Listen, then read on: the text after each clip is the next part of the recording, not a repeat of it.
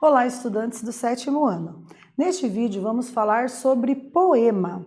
Vamos estudar o poema enquanto gênero textual.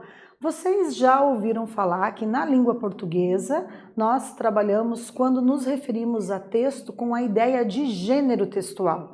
E a poesia, o poema, se enquadra em um dos gêneros textuais. Por quê? Porque contém algumas especificidades, algumas características, alguns elementos composicionais que são típicos para a formatação de uma poesia. E é um pouco disso que a gente vai analisar com mais detalhes. Gostaria de começar parabenizando vocês por estarem aí prestigiando nossas videoaulas, dizer o quanto vocês são especiais, por estarem aí cuidando do intelecto de vocês. Espero contribuir um pouquinho com um pouco mais de conhecimento. Então vamos lá? Observem aqui que os objetivos da nossa aula consistem em fazer a leitura e a interpretação de um poema, identificar as marcas linguísticas do texto e os elementos que o constroem. Começando então com a leitura de um poema, intitulado O Inverno, Coro das 4 Estações. Cantemos, irmãs, dancemos, espantemos a tristeza e, dançando, celebremos a glória da natureza. Sou a estação do frio, o céu está sombrio e o sol não tem calor. Que vento nos caminhos, trago a tristeza aos ninhos e trago a morte à flor. Há névoa no horizonte, no campo e sobre o monte, no vale e sobre o mar. Os pássaros se encolhem, os velhos se recolhem, a casa a tiritar. Porém, fora a tristeza, em breve a natureza dá flores ao jardim. Abramos a janela, outra estação mais bela já vem depois de mim. Então, observem aqui que o título do poema, O Inverno, na sequência nós temos Coro das 4 Estações. E aí a gente tem aqui a manifestação do eu lírico, que é essa presença de sentimentos com relação aos elementos da natureza referentes a essa estação do ano.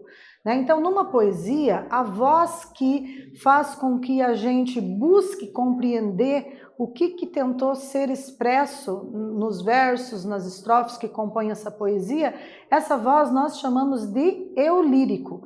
Diferente de um texto narrativo, com o qual vocês também estão acostumados a ler, a analisar os seus elementos composicionais, no texto narrativo nós temos lá a voz do narrador, vocês estão acostumados a tentar identificar se esse narrador é em primeira pessoa, ou seja, se ele participa dos acontecimentos, ou se ele é em terceira pessoa, ele só conta o que aconteceu com outras pessoas, Então identificamos no texto narrativo a voz do narrador. Na poesia não, na poesia nós temos a voz, a presença do eu lírico, que é esse eu poético que manifesta sentimentos, sensações, impressões sensoriais a respeito de alguém, a respeito de algo, a respeito, no caso, da natureza, como estamos analisando aqui.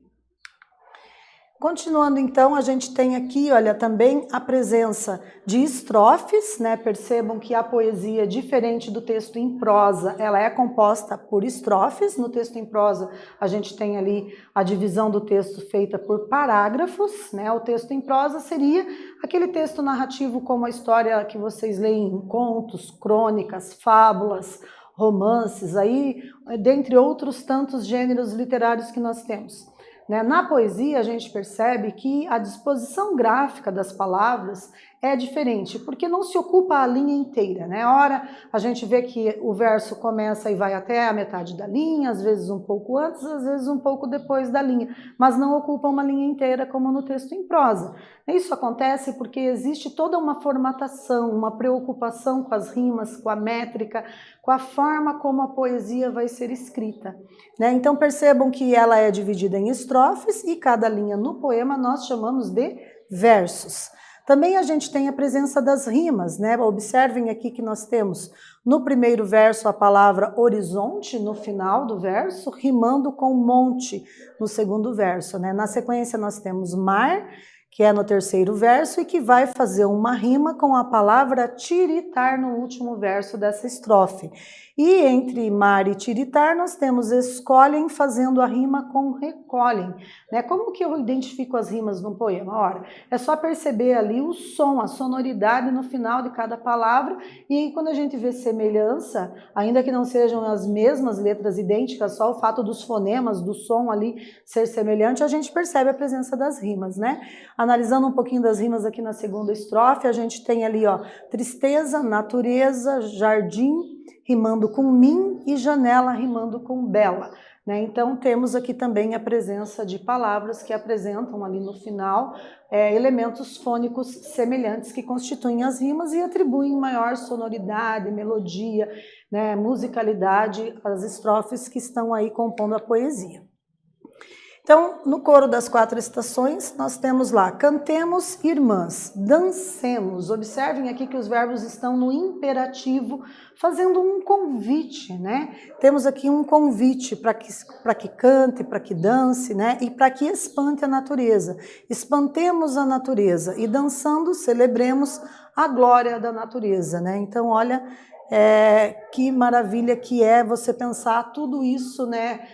Cautelosamente pensado pelo poeta ou pela poetisa no momento da elaboração da poesia, né? Então as palavras não estão ali por acaso, elas são selecionadas de acordo com o ritmo e a sonoridade que podem atribuir um efeito de sentido melhor, mais musical para a poesia. Então vamos trabalhar um pouquinho da questão do eu lírico, né? Essa voz que se apresenta no poema. Percebam aqui que o eu lírico, também chamado de eu poético ou sujeito lírico, designa a voz que se manifesta na poesia, que, criada pelo poeta, pelo autor ou pela poetisa, né? Apresenta reflexões, sentimentos, sensações e emoções de um sujeito fictício que discursa em primeira pessoa. Nesse caso aqui, a gente tem a presença desse eu lírico sendo manifestado na primeira pessoa. Quando se fala em primeira pessoa, a gente tem que pensar nesse eu enquanto primeira pessoa do singular, se a gente retomar lá os pronomes pessoais do caso reto. Digo isso porque também quando a gente vai analisar a voz do narrador nos textos narrativos, a gente pode ter o narrador em primeira pessoa, ou seja, a presença do eu, narrando acontecimentos que ele também vivenciou, ou podemos ter o narrador em terceira pessoa, né, relatando o que aconteceu com ele, ou ela, eles ou elas. Então aqui nessa manifestação do sentimento nós temos esse eu aqui enquanto primeira pessoa, esse eu lírico.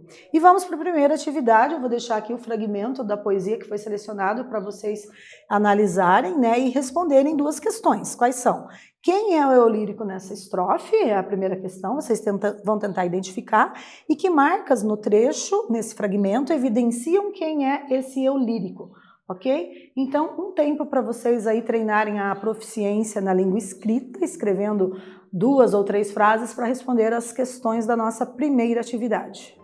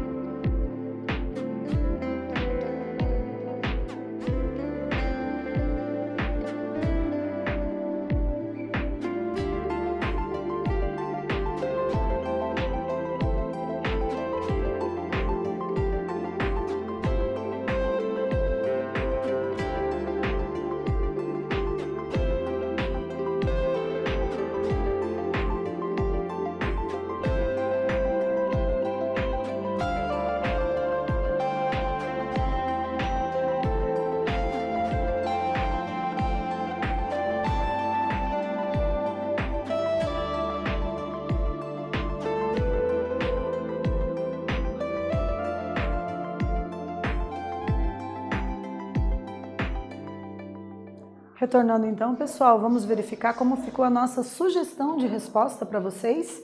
Como eu digo, é uma sugestão, não quer dizer que as palavras que vocês selecionaram para compor a resposta que vocês elaboraram estejam equivocadas, né? Então, se no todo da resposta de vocês, na totalidade dos enunciados que vocês escreveram, vocês conseguiram atribuir o mesmo sentido, né, um sentido semelhante ao que está aqui proposto como sugestão de resposta, vocês estão no caminho certo, com certeza acertaram também. Então vamos ver a nossa sugestão? Então, para a primeira pergunta, quem é o eu lírico nessa estrofe? A resposta seria o inverno. Aqui a gente tem uma necessidade de pensar que essa questão exige de vocês o que a gente chama de conhecimento extraverbal. O que é o conhecimento extraverbal? É vocês conhecerem, terem uma noção do que se trata no poema, daquilo que não está explicitado, né? Não está explicitado ali, nesse momento, a palavra inverno, mas vejam que no primeiro verso, ali ele diz, eu sou a estação do frio. Ora, qual é a estação do frio? Então espera-se que vocês consigam fazer essa inferência, né? Tentar adivinhar que a estação do frio é qual? É o inverno. Né?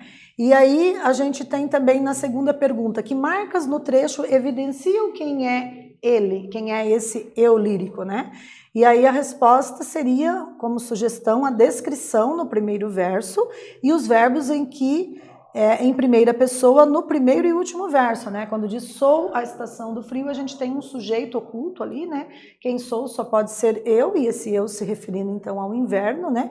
E no último verso, e trago a morte à flor, né? Que momento que as flores acabam morrendo, né? Às vezes, muito no inverno, né? Então, e trago, a gente tem aqui o verbo trazer na primeira pessoa do singular, temos também a presença de um sujeito que não está explicitado na frase, você não tem a presença do eu ali de forma explícita, mas você consegue fazer inferência, né, e deduzir que esse sujeito está oculto, né, por conta da flexão verbal do verbo trazer na primeira pessoa, quando diz ali e trago, esse trago só pode ser eu, no caso, o inverno, né, a morte, a flor, ok? Então, se responderam algo semelhante a isso, conseguiram acertar. Continuando.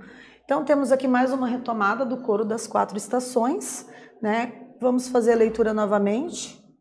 Cantemos, irmãs, dancemos, espantemos a tristeza e, dançando, celebremos. No texto Inverno, estrofes iguais abrem e fecham o poema. Essas estrofes são chamadas de coro. Então percebam que as estrofes que abrem e que terminam ali o poema, que começam e fecham o poema, são idênticas, são iguais, né? Isso a gente tem aqui uma tentativa desse eu lírico, né, ou do poeta, da poetisa que escreveu, em expressar a ideia de coro, em fazer uma correlação com o que seria, afinal de contas, um coro, né? Então ele tenta trazer ali para o corpo da poesia aquilo que ele anuncia lá no título do poema. Então, o coro no poema é uma parte inspirada em um tempo em que a declamação dos poemas era acompanhada de instrumentos musicais, como a lira, por exemplo. O coro também pode ser uma reunião de vozes que, em uníssono, dizem ou leem uma poesia ou um determinado trecho, né? Então, é bem aquela ideia de coro mesmo, de coral, que vocês possivelmente podem ter pensado quando leram ali o título do poema. Vejam, aqui nós temos a presença, né, do desenho de uma imagem da lira, que é um instrumento musical muito utilizado lá no período do trovadorismo, né?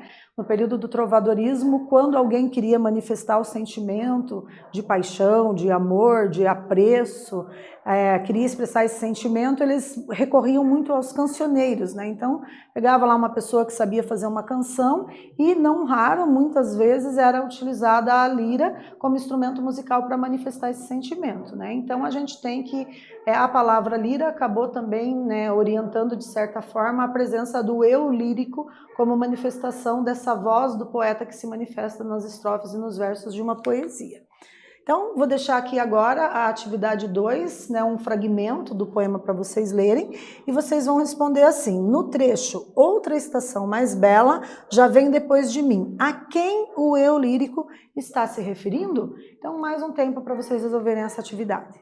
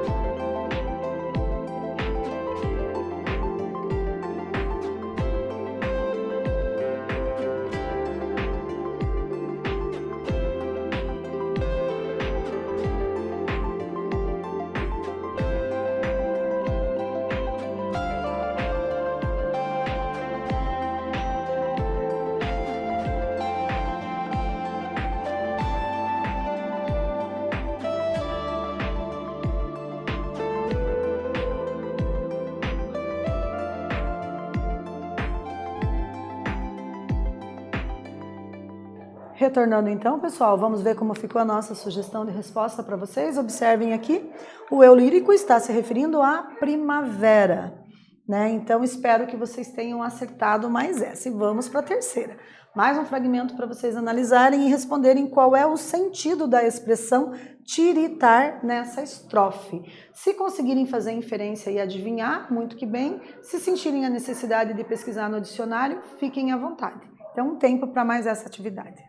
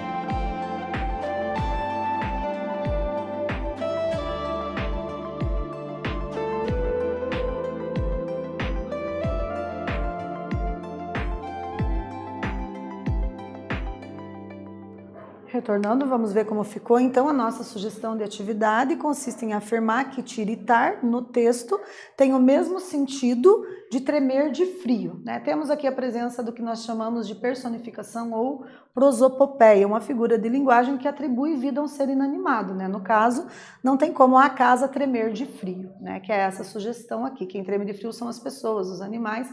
Então, a partir do momento que se atribui características humanas a objetos ou seres inanimados, a gente tem a personificação, que é uma figura de linguagem muito utilizada nas poesias de uma forma geral. Então, neste vídeo, nós lemos e interpretamos um poema, identificamos as marcas linguísticas do texto e os elementos que o constituem. Espero que vocês tenham gostado e até breve.